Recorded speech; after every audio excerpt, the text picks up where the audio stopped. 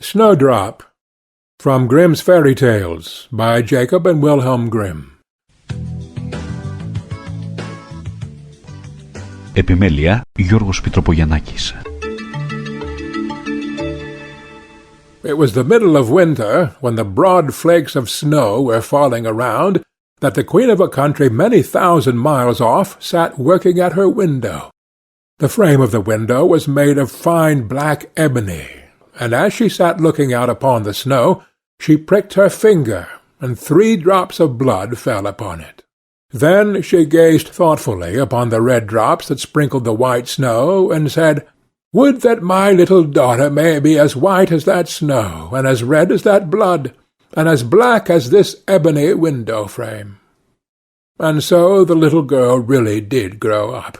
Her skin was as white as snow, her cheeks as rosy as the blood, and her hair as black as ebony, and she was called Snowdrop.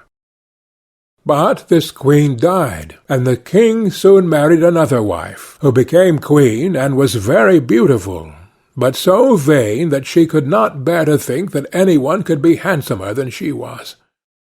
She had a fairy looking-glass to which she used to go, and then she would gaze upon herself in it, and say, "Tell me, glass, tell me true, of all the ladies in the land, who is the fairest? Tell me who."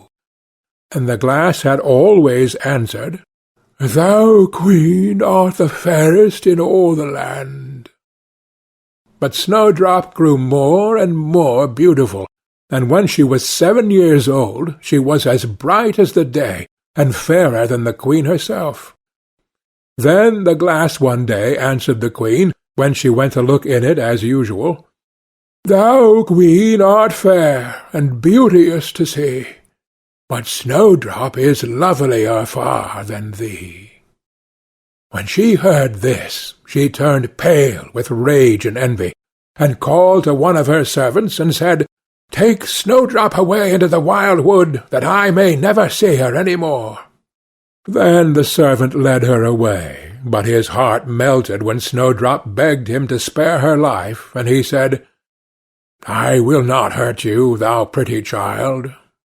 So he left her by herself, and though he thought it most likely that the wild beasts would tear her in pieces, he felt as if a great weight were taken off his heart when he made up his mind not to kill her, but to leave her to her fate, with the chance of someone finding and saving her.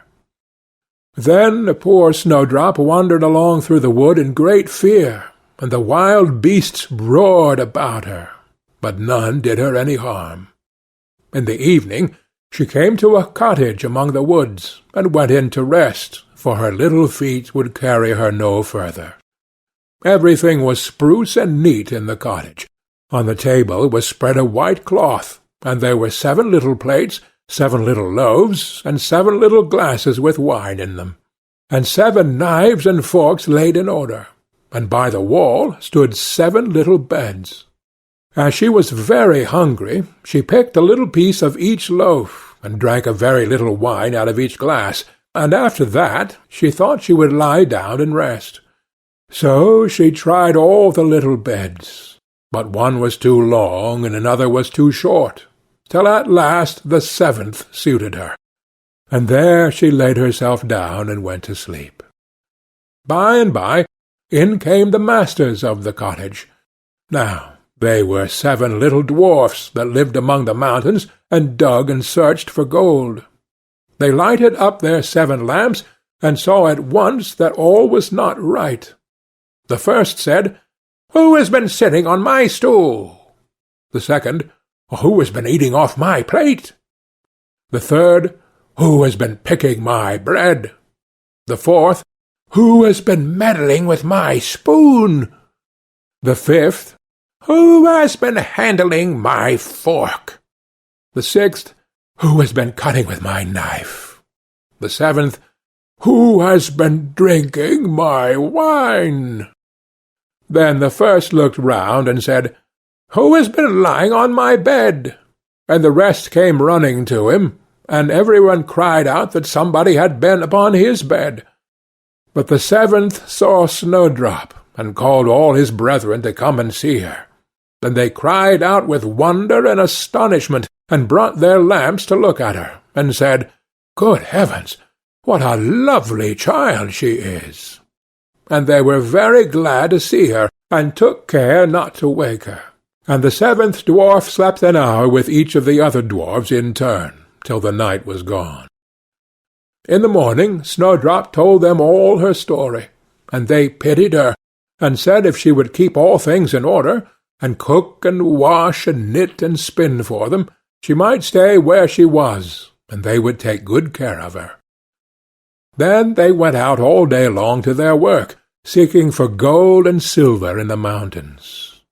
But Snowdrop was left at home, and they warned her, and said, "The Queen will soon find out where you are, so take care, and let no one in." But the Queen, now that she thought Snowdrop was dead, believed that she must be the handsomest lady in the land, and she went to her glass, and said, "Tell me, glass, tell me true, of all the ladies in the land, who is fairest? Tell me, who?" And the glass answered, "Thou, Queen, art the fairest in all this land, but over the hills, in the greenwood shade, where the seven dwarfs their dwelling have made, there Snowdrop is hiding her head, and she is lovelier far, O Queen, than thee." Then the Queen was very much frightened, for she knew that the glass always spoke the truth, and was sure that the servants had betrayed her, and she could not bear to think that any one lived who was more beautiful than she was. So she dressed herself up as an old pedlar, and went away over the hills, to the place where the dwarfs dwelt. Then she knocked at the door, and cried, "Fine wares to sell!" Snowdrop looked out the window, and said, "Good day, good woman. What have you to sell?" "Good wares, fine wares," said she, "laces and bobbins of all colours." "I will let the old lady in. She seems to be a very good sort of body," thought Snowdrop, as she ran down and unbolted the door. "Bless me," said the old woman, "how badly your stays are laced! Let me lace them up with one of my nice new laces." Snowdrop did not dream of any mischief, so she stood before the old woman, but she set to work so nimbly, and pulled the lace so tight, that Snowdrop's breath was stopped, and she fell down as if she were dead. "There's an end to all thy beauty," said the spiteful Queen, and went away home. In the evening the seven dwarfs came home, and I need not say how grieved they were to see their faithful Snowdrop stretched out upon the ground, as if she was quite dead. However, they lifted her up, and when they found what ailed her, they cut the lace, and in a little time she began to breathe, and very soon came to life again. Then they said, "The old woman was the Queen herself. Take care another time, and let no one in while we are away." When the Queen got home, she went straight to her glass, and spoke to it as before, but to her great grief it still said, "Thou, Queen, art the fairest in all this land, but over the hills, in the greenwood shade, where the seven dwarfs their dwelling have made, there Snowdrop is hiding her head, and she is lovelier far, O Queen, than thee." Then the blood ran cold in her heart with spite and malice to see that Snowdrop still lived, and she dressed herself up again, but in quite another dress from the one she wore before, and took with her a poisoned comb. When she reached the dwarf's cottage, she knocked at the door, and cried, "Fine wares to sell!" But Snowdrop said, "I dare not let any one in." Then the Queen said, "Only look at my beautiful combs," and gave her the poisoned one, and it looked so pretty that she took it up and put it into her hair to try it. But the moment it touched her head, the poison was so powerful that she fell down senseless. "There you may lie," said the Queen, and went her way. But by good luck the dwarfs came in very early that evening, and when they saw Snowdrop lying on the ground, they thought what had happened, and soon found the poisoned comb. And when they got it away, she got well, and told them all that had passed, and they warned her once more not to open the door to any one. Meantime the queen went home to her glass, and shook with rage when she read the very same answer as before, and she said, "Snowdrop shall die, if it cost me my life." So she went by herself into her chamber, and got ready a poisoned apple. The outside looked very rosy and tempting, but whoever tasted it was sure to die. Then she dressed herself up as a peasant's wife, and travelled over the hills to the dwarf's cottage, and knocked at the door. But Snowdrop put her head out of the window, and said, "I dare not let any one in, for the dwarfs have told me not." "Do as you please," said the old woman, "but at any rate take this pretty apple. I will give it to you." "No," said Snowdrop, "I dare not take it." "You silly girl," answered the other, "what are you afraid of? Do you think it is poisoned? Come, do you eat one part, and I will eat the other." Now the apple was so made up that one side was good, though the other side was poisoned. Then Snowdrop was much tempted to taste, for the apple looked so very nice, and when she saw the old woman eat, she could wait no longer. But she had scarcely put the piece into her mouth when she fell down dead upon the ground. "This time nothing will save thee," said the queen, and she went home to her glass, and at last it said, "Thou, queen, art the fairest of all the fair." And then her wicked heart was glad, and as happy as such a heart could be. When evening came and the dwarfs had gone home, they found Snowdrop lying on the ground.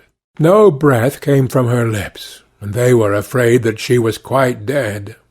They lifted her up, and combed her hair, and washed her face with wine and water, but all was in vain, for the little girl seemed quite dead.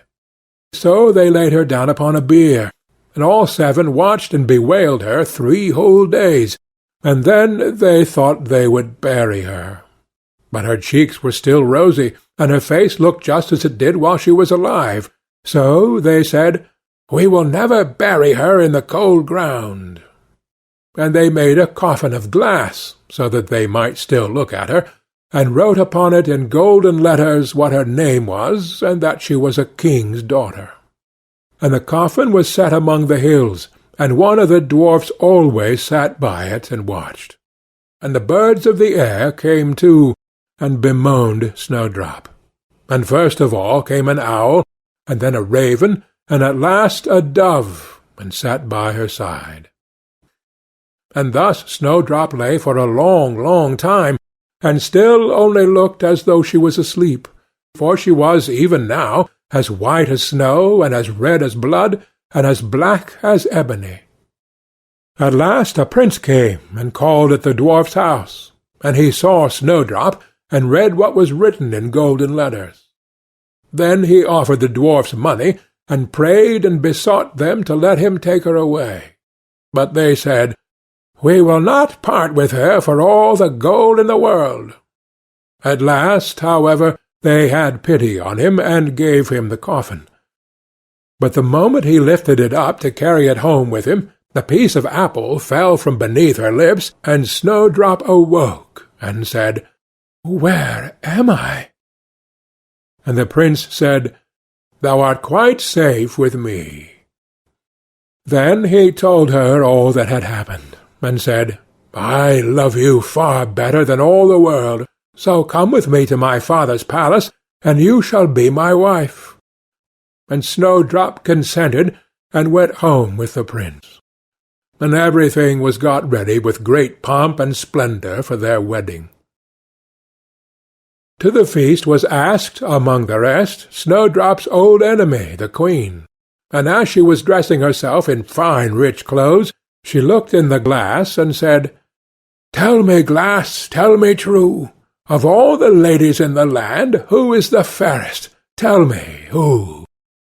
And the glass answered, "Thou, lady, art loveliest here, I ween, but lovelier far is the new-made queen." When she heard this, she started with rage, but her envy and curiosity were so great that she could not help setting out to see the bride. When she got there, and saw that it was no other than Snowdrop, who, as she thought, had been dead a long while, she choked with rage, and fell down and died. But Snowdrop and the prince lived and reigned happily over that land many, many years, and sometimes they went up into the mountains and paid a visit to the little dwarfs, who had been so kind to Snowdrop in her time of need. End of Snowdrop. Επιμέλεια Γιώργος Πιτροπογιαννάκης.